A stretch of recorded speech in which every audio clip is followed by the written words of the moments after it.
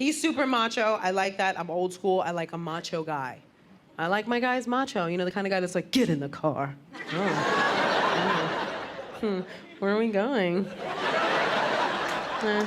Doesn't matter. There is part of me that wants to be like, don't talk to me like that.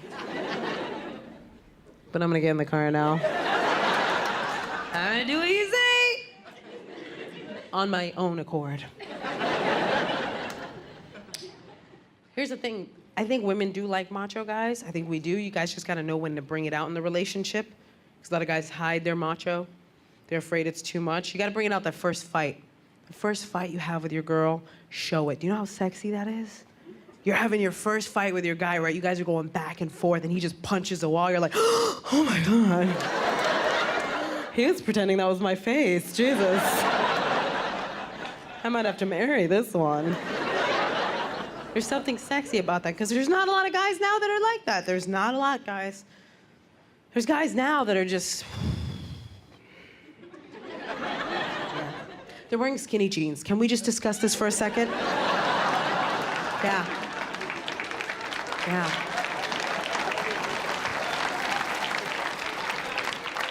Why is this happening? I don't feel safe. I don't. Why are you wearing skinny jeans?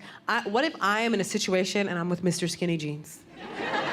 Something goes down. He's like, save yourself! Take a run for it, baby!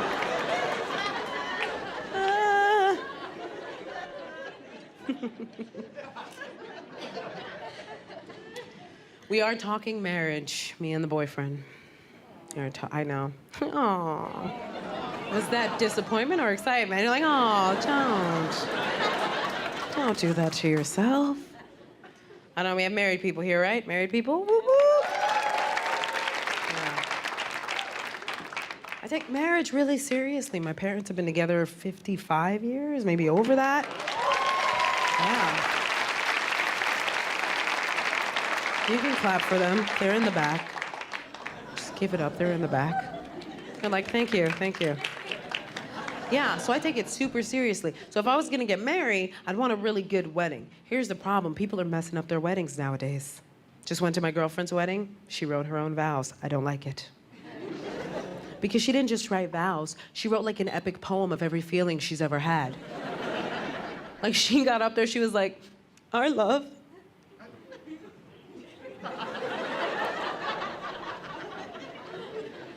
Is like a blossoming flower. And over time, it has become a garden of love. And as the butterflies of the future, I'm like, what were you on when you wrote this? Your love is like a butterfly, couldn't it be like a cheetah? I want to get out of here. That's why I wish it was the guy's idea to write the vows. I feel like you guys just get to the point right away. Like he would have just got up there and been like, I'll try not to have sex with anybody else. I'll try. Then they would high five and the wedding's over. I'd be the best. My mom works so hard on the holidays too. She always starts cooking the night before. My husband gets all excited. He's always like, damn, your mom can cook. I'm like, well, it don't run in the family, so relax. Everybody gets all excited. There will be none of that. You know, we do a prayer in my family before we do the dinner thing. And I was not everybody's thing, but we're Latino, so we're like this with Jesus. So you gotta throw him a little shout out. But you gotta be careful who you let do the prayer, because there's always that one passive aggressive family member that's waiting to shout out somebody's business in the prayer. Like, dear Lord, we're thankful for everybody being here, especially Gina, who never seems to have time for anybody anymore. We're really happy that her husband's here too, because it's about damn time she got married, you know what I'm saying? Hopefully this one doesn't have a prison record. Anyway, I'm sure you will heal her in the way she needs to be healed, Lord. It's all the same, like everybody falls into their little roles when they come back, you know what I mean? Like the same fights that happened the year before are gonna happen again that next year, and you're kind of looking forward to it. As soon as those people walk in, you're like, round two. Finish him. Everybody does their own little thing, you know. My mom still watches all of her telenovelas, right? Growing up, my mom had a VCR in every single room of the house, so she could record all of her favorite telenovelas. And for those of you that don't know, a telenovela is like a soap opera, but with more evil twins and more people dying but turning out to not be dead. It's so amazing because when somebody dies, they still get upset, like, I know they killed Ruby. I'm like, the show is called Ruby. I think she's gonna come back. Pretty sure. She's gonna be all right. I grew up watching both Latino television and American television, and I noticed the similarities. A lot of the programs were similar. It's just that Latinos, we always gotta be extra. We always gotta be extra. It's like we looked at regular soap operas and we were like, you call that drama? That's cute. I'll show you drama.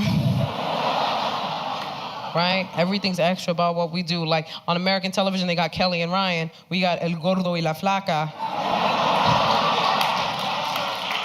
That's right. Which translates to the fat man and the skinny woman. Because who cares what their names are?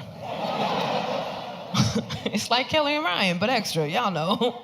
We all know if Kelly and Ryan was translated, it would be Las Flacas.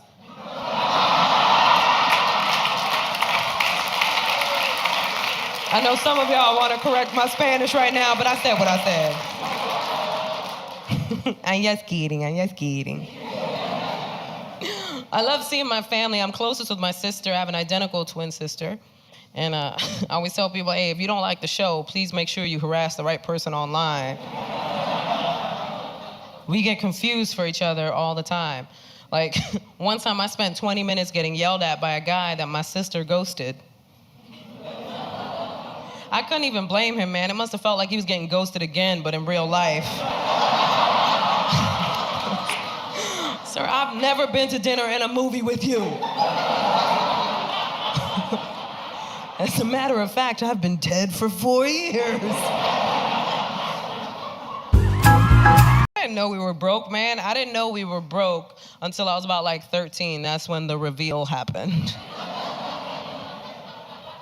Because I volunteered at a neighborhood food drive, and one of the bags was for my family. Imagine my surprise. I showed up, I was like, who are we helping today? They're like, help yourself, Gina, grab a bag, get out of here. We had a good time growing up, though, man. We always had a lot of dogs in my house because my grandmother would always pick up stray dogs, which became my attitude towards men. That's right.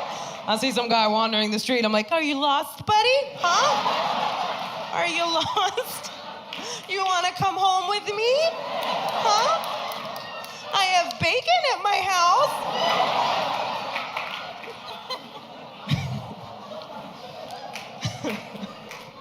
We fed our dogs rice and beans just like us.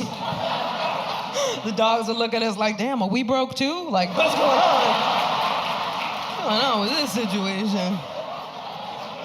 One thing was great. We had to be creative. Like me and my siblings, when we would play games, we had to play broke people games. Yeah, I see some of y'all chuckling.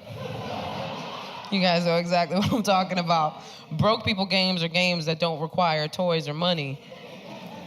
You just had to be creative.